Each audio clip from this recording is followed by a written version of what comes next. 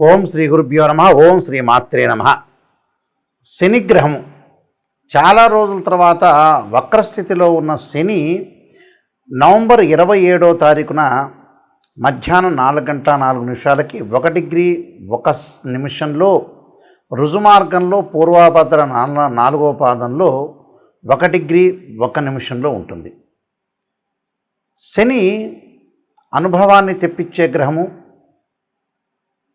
అలానే అనుభవంతో పాటు గుణపాఠాలు, లైఫ్ స్పాను, ఆరోగ్య సంబంధించిన విషయాలు, ఆయు ప్రమాణాలు, కొన్ని రహస్యాలు తెలిపే గ్రహం ఏంటంటే శని. శని గోచారీత్యా సహజంగా 3, 6, 11 స్థానాల్లో సుఫలితాన్ని ఇస్తారు. కొన్ని మిగతా స్థానాల్లో మిశ్రమైన ఫలితాలు, కొన్ని స్థానాల్లో చెడు ఫలితాలు. అంటే ఎల్నాటి శని, అలానే అష్టమ శని, అర్ధాష్టమ శని, పొంగు శని లేదా కంటక శని అంటారు.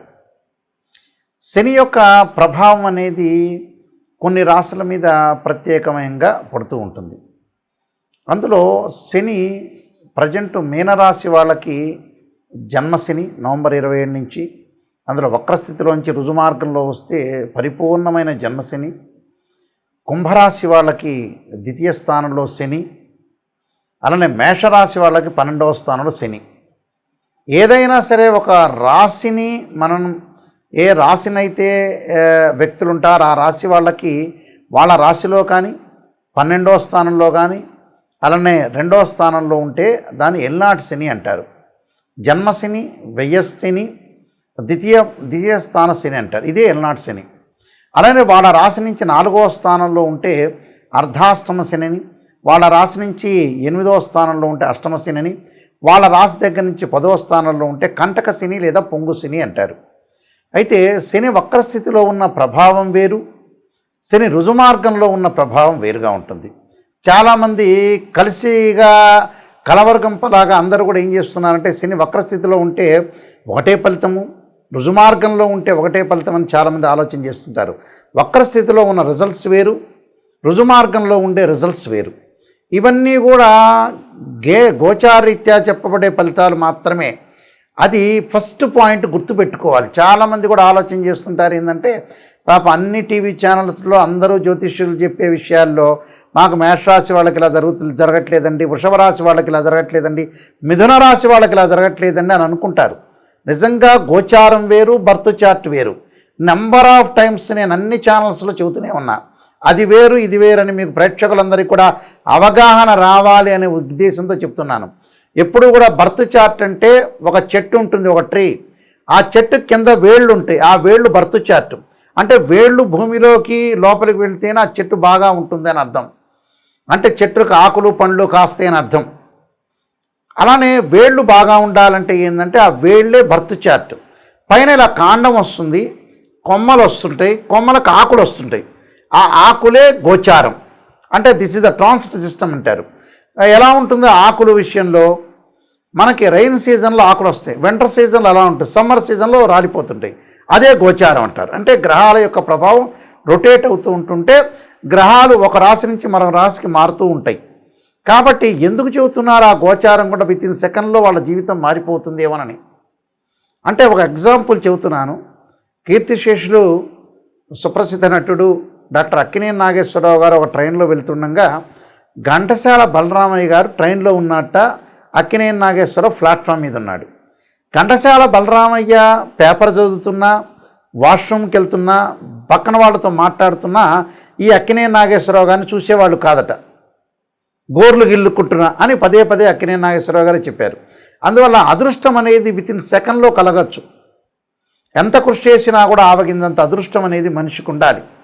అందువల్ల ఆవగిందంత అదృష్టం ఉండేదే గోచారం అంటారు. అందువల్ల ఆ గోచారంలో శని యొక్క ప్రాధాన్యత ఏమిటి, శని వల్ల ఎలాంటి రిజల్ట్స్ రాబోతున్నాయి, రుజుమార్గంలో ఉంటే ఎవరెవరికి ఎలా మంచి చెడుల యొక్క మిశ్రమైన చెడు మంచి మిశ్రమైన ఫలితాలు ఏ విధంగా ఉంటాయో మనం ద్వాదశ రాశుల వాళ్ళకి ఏ విధంగా ఉన్నాయో ఒకసారి మనం తెలుసుకుందాం. మీనరాశి వాళ్ళకి శని రుజుమార్గంలో ఉండటం వల్ల ఎలాంటి ఫలితాలు జరుగుతాయి అంటే తేజో హానిర్ మతి భ్రంశో మరఃపీడ భయం తథా అంటారు. రోగార్థిర్ బంధువైరంచ వ్యసనం జన్మగే శనువు అంటారు. జన్మరాశి యందు ఏదైతే మీనరాశి యందు శని ఉన్నాడు, అపకీర్తి, చంచల బుద్ధి, మనోవిచారము, భయము, రోగము, బంధుమిత్రులతో విరోధ భావాలు కలగకుండా చూసుకోండి. ఆరోగ్యపరంగా శ్రద్ధ పెట్టండి. ఆరోగ్యం అనే హింట్ ఇస్తుంది. మనసు ప్రశాంతంగా ఉంచండి, జాగ్రత్తగా వ్యవహరించండి. శరీరంలో హెచ్చు గాయాలు లేకుండా చూసుకోండి. స్థిరత్వం కోల్పోకుండా ఉండండి. అన్నదమ్ముల మధ్యలో జాయింట్ వ్యాపారాల విషయంలో కూడా జాగ్రత్తగా ఉండండి. ఆస్తి పంపకాల విషయంలో జాగ్రత్త ఉండండి. పాత బాకీలు వసూలు ఒకటి కష్టంగా ఉండే అవకాశాలు ఎక్కువ ఉంటాయి. పై అధికారులు రుణబాధలు తగ్గించుకోండి. శరీర ఆరోగ్యంలో కూడా వాతము, కీళ్ల నొప్పుల విషయంలో అపకీర్తి, అప్రతిష్టత కలగకుండా చూసుకోవటం చాలా మంచిది. తనకంటే కింద ఉన్న వాళ్ళతో కొన్ని ఇబ్బందులు కలిగే అవకాశాలు ఎక్కువ ఉంటాయి. అంటే ప్రతి పనిని కూడా ఆచితూచి అడుగు వేయండి. ప్రతి పని విషయంలో కూడా జాగ్రత్తగా ఉండండి. లైఫ్ను లీడ్ చేసుకుంటూ ముందుకు వెళ్ళండి. ఆరోగ్యాన్ని, దీర్ఘకాలిక వ్యాధులు ఉన్నవాళ్ళు కానీ మనస్తాపం లేకుండా చూసుకొని ముందుకెళ్తే మనకి మంచి సుఫలితాలు జరిగే అవకాశాలు ఎక్కువ ఉంటాయి. కాబట్టి అశుభ ఫలితాలు రాకుండా నేను చెబుతున్నాను. భయం అనేది కలగకూడదు. ఆంజనేయ స్వామి యొక్క ఆరాధన చేయాలి. మరికొన్ని పరిహారాలు కూడా నేను చెప్పబోతే ఆ పరిహారాలు పాటించండి. చంచల బుద్ధి, కాన్సన్ట్రేషన్ చేయండి. మంచి బుద్ధి, బంధుమిత్రులతో విరోధ భావాలు కలగకుండా చూసుకోండి. దుఃఖం కలగకుండా చూసుకోండి. ఇవన్నీ కూడా కలగకుండా చూసుకొని మంచిగా ముందుకు వెళ్ళటం మంచిది. నేను కొన్ని పరిహారాలు చెప్పబోతే ఆ పరిహారాలు పాటించి మీరు ముందుకెళ్తే మంచి జరిగే అవకాశాలు ఖచ్చితంగా ఉంటాయి. శని వల్ల కొంతమందికి మంచి ఫలితాలు, చెడు ఫలితాలు వస్తుంటాయి. ప్రధానంగా శని వల్ల చెడు ఫలితాలు కానీ మరింత మెరుగైన ఫలితాలు రావాలంటే శనికి కొన్ని పరిహార మార్గాలు ఉంటాయి. అంటే శనికి పరిహార మార్గాలంటే శనితో జాతకరీత్యా కొన్ని దోషాలు ఏర్పడుతుంటాయి. పునర్భవ దోషం అంటారు జీవితంలో. బర్త్ చార్ట్లో పునర్భవ దోషం అంటే ఏంటంటే కాలయాపన జరుగుతుంది అని అర్థం. కాలయాపన అంటే ఏమిటి? శని చంద్రుడి నక్షత్రాల్లో ఉన్నా, చంద్రుడు శని నక్షత్రాల్లో ఉన్నా, శని చంద్రుడిని చూస్తున్నా, శని సహజంగా సప్తమాన్ని చూస్తూ ఉంటాడు చంద్రుడిని. ఒకడ శని చంద్రుడు పరస్పర వీక్షణ ఉంటే సప్తమ స్థానం అంటాము. అంటే శని చంద్రుడిని 7th హౌస్లో చూస్తున్నా, చంద్రుడు శనిని 7th హౌస్లో చూస్తున్నా కూడా పునర్భవ దోషం, కాలయాపన జరుగుతుందని అర్థం. అలా శని తృతీయ స్థానాన్ని, దశమ స్థానాన్ని చూస్తాడు. శనికి తృతీయంలో చంద్రుడున్నా, దశమంలో చంద్రుడున్నా కూడా పునర్భవ దోషం ఉంటుంది. అలానే శని రోహిణి, హస్త, శ్రవణ నక్షత్రాల్లో ఉన్న, చంద్రుడు పుష్యమి, అనురాధ, ఉత్తరాభాద్ర నక్షత్రాల్లో ఉన్నా కూడా పునర్భవ దోషం అనేది కలుగుతుంది. కాలయాపన జరగటం, పనులలో ఆలస్యము, మానసికంగా ఆందోళన, మెంటల్ టెన్షన్ కావటం, అన్ని పనులు దగ్గరికి వచ్చినట్టు వచ్చి వెనక్కి వెళ్ళే అవకాశాలు ఉండటం, ఏ పని కూడా సక్రమంగా కాలేకపోవటం, అన్నీ కూడా టోటల్గా ఫెయిల్ అయ్యే అవకాశాలు ఎక్కువ ఉంటాయి. అయితే ఎల్నాటి శని, అర్ధమ శని, అష్టమ శని, పొంగు శని, కంటక శని, వీటన్నిటి కూడా శని యొక్క దోషాన్ని పరిహారం చేసుకోవాలి. శని యొక్క దోషం పరిహారం చేయాలంటే శని జపం చేయించుకోవాలి 19,000 సార్లు. అలానే శనీశ్వర హోమం చేసుకోవాలి. ఆరోగ్యం బాగలేకపోతే నువ్వుల నూనెతో శివుడికి అభిషేకం చేసుకోవాలి. శనికి నల్లని ద్రాక్షారసంతో అభిషేకం చేయాలి. నల్ల నువ్వులు, నల్లని వస్త్రము, నల్లని గొడుగు, నల్లని చెప్పులు, నల్లని మేకు దానం చేయాలి. అలాగా శనికి సంబంధించిన దక్షిణాకాళి స్తోత్రాన్ని కూడా పాలన చేయటం చాలా మంచిది. అంటే శనికి అధిదేవత, ప్రతిదేవత, అధిష్టాన దేవత, అంతరిక్ష దేవతలు ఉంటారు. అంటే ఇవన్నీ కూడా మనం చదువుకోవాలి. అంటే శనికి సంబంధించినవి ఏదైతే అధిదేవత, ప్రతిదేవత, అంతరిక్ష దేవత, అధిష్టాన దేవతలు ఉంటారు, వీళ్ళని భక్తిపూర్వకంగా మనం ప్రార్థన చేయటం అనేది చాలా ఇంపార్టెంట్. ఇక్కడ ఆరాధన చేయాలి. అందువల్ల ఇవన్నీ కూడా మనం కరెక్ట్గా చేసుకునేటట్టయితే మనకు పర్ఫెక్ట్ రిజల్ట్స్ వచ్చే అవకాశాలు ఎక్కువగా ఉంటాయి.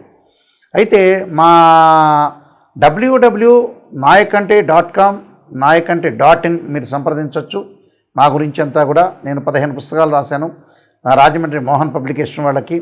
కాలసర్పయోగము, కాలసర్పయోగ చంద్రిక, రాహుకేతులు, ఛాయాగ్రహాలు, స్వప్నశాస్త్ర పరదీపిక, అలానే జాతక చంద్రిక, వివాహ మార్తాండము, పుత్రగణపతి వ్రతము, సర్వదేవతా గోత్ర ప్రవర్లు పార్ట్ 1, పార్ట్ 2, బృహత్ పరిహార సింధు, ఇలాంటి పుస్తకాలన్నీ కూడా నేను నెంబర్ ఆఫ్ ఆస్ట్రాలజీ బుక్స్ రాశాను. మీరు అన్నీ కూడా తెలుసుకొని చక్కగా ఎలాంటి ఫలితాలు జరగబోతున్నాయి ఆ పుస్తకాల్లో కూడా ఉంటాయి. అలానే జాతకాన్ని నన్ను సంప్రదించవచ్చు. ఆ బుక్స్ ఎవరికన్నా కూడా కావాలంటే మా నెంబర్కి ఫోన్ చేసి తెప్పించుకోవచ్చు. లేకపోతే మోహన్ పబ్లికేషన్ వాళ్ళైనా కూడా మీరు సంప్రదించవచ్చు. అయితే నిజాన్ని తెలుసుకోండి. మీరు ఏదైతే మా ద్వారా ఖచ్చితంగా నిజాన్ని తెలుసుకొని ముందుకు వెళ్ళటం అనేది చాలా ఇంపార్టెంట్.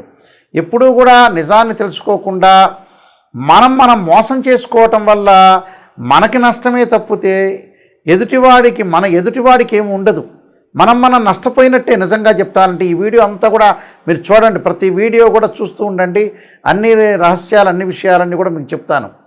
జాగ్రత్త పడండి. జీవితంలో డబ్బు ఎక్కడ ఖర్చు పెట్టాలో తెలుసుకోండి, డబ్బులు ఎక్కడ పొదుపు చేయాలో చూసుకోండి. ఈ మధ్యకాలంలో మంచి విషయాలకు డబ్బు ఖర్చు పెట్టట్ల. అలానే మానవుడు దిగజారిపోవటానికి కూడా కారణం అదే అవుతుంది.